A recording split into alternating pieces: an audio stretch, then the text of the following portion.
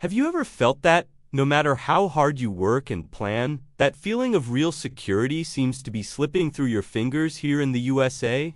The curious thing is that the elderly in Australia are living an opposite reality, and their secret is not in having more, but in something that we are completely ignoring in our routine.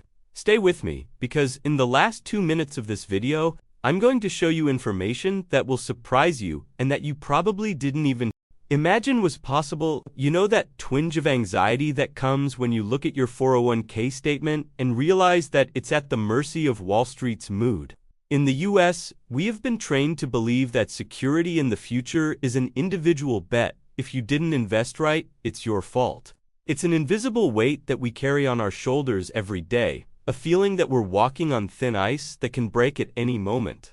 Now, he looks across the ocean. In Australia, the elderly seem to walk on concrete. They use something called superannuation. On paper, it looks like just a pension, but in practice, it's a psychological buffer that Americans simply forgot could exist. There, the contribution is not a difficult choice between paying rent today or saving it for tomorrow. It's a rule of the game that the employer plays for you. While here, the average elderly person spends the night awake calculating whether their retirement money will last until they are 80 or 90. The Australian lives, what we call silent predictability. They don't need to be financial geniuses to have a dignified life. The system is designed so that dignity is the standard, not the prize for those who were lucky in the bag. What Australians are doing, and what we are ignoring, is treating tranquility as an infrastructure, right? Almost like running water. They don't wait for collapse to react. They have an anchor that keeps them connected to the reality that the future is not a monster, but an extension of the present. This difference in mentality changes everything. It changes how they consume, how they sleep, and, above all, how they treat the people around them. When you're not in constant survival mode, you have room to be human. And it is here that we begin to understand why the feeling of security here seems to be crumbling, while there, it is the foundation of routine. But calm down, because money is just the surface. The hole is lower when we talk about how they occupy their time, and what I'm going to tell you at the end about the possibility of reversing this can completely change your perception of life plan. Before moving on, if this subject touches on something you feel on a daily basis, leave your like or tell me in the comments. Do you feel that your city today brings you closer or further away from people?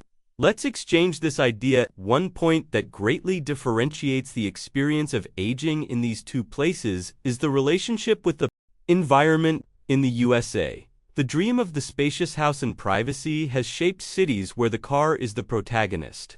This is wonderful for the freedom that the automobile brings, but it creates a cultural challenge as the years go by. Life ends up happening a lot indoors.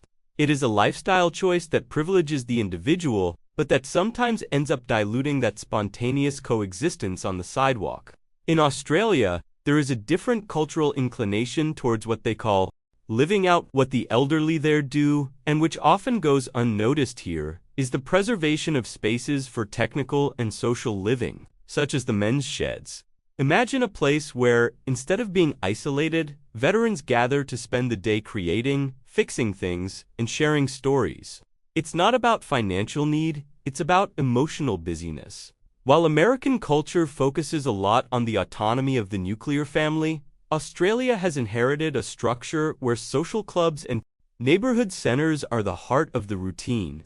This creates an interesting contrast. In one place, security is seen as the protection of your private space. In the other, security is felt through the constant presence in the public space.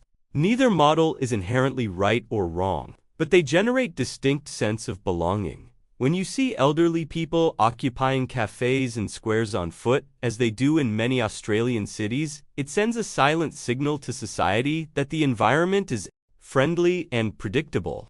The model focused on mobility by car, common here, requires a much greater effort so that the elderly do not lose the link with the outside world.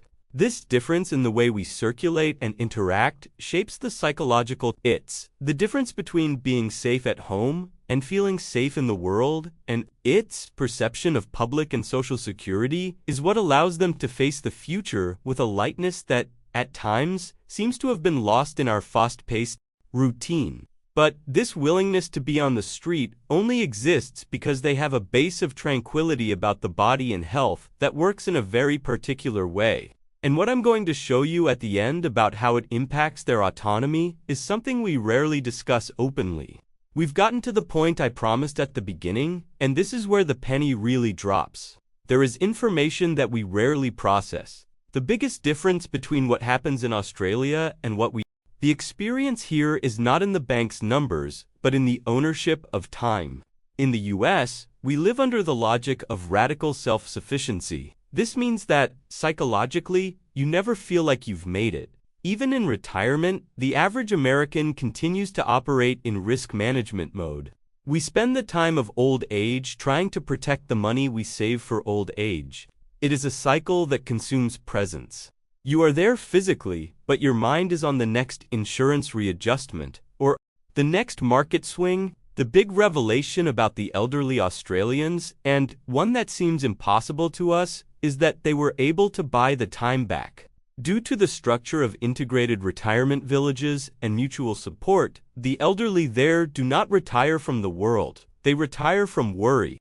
The information that will surprise you is this. Statistically, the elderly in Australia have one of the highest rates of volunteering and civic engagement in the world. Do you know what this means in practice?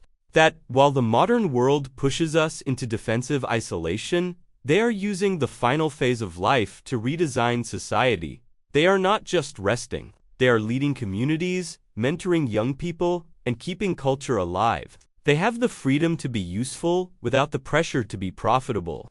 They are not afraid that the future will end because they feel that they are part of the future. This autonomy of spirit is what we ignored.